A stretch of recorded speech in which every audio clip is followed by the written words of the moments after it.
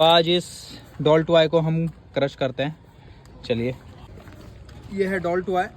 ये देखो कुछ इस तरह से ये भी चलती है। तो चलिए क्रश करते हैं इसको।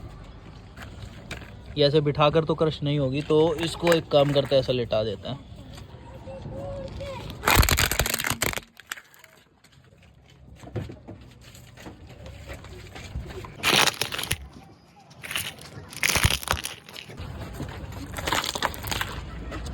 ये ज़्यादा क्रश नहीं हुई है, तो ये दोस्तों आप लोग देख सकते हैं क्रश हो चुकी है। इसकी लाइट वाइट है कुछ। दोस्तों इस चैनल पर हम इस तरह की वीडियोस लाते रहते हैं। आप लोगों को अगर हमारी वीडियोस अच्छी लगती है और हमारी मेहनत को सफल बनाना चाहते हैं तो हमारे चैनल को सब्सक्राइब करें, जिससे कि आने वाली वीडियोस आप लोगों तक पहुंच सके।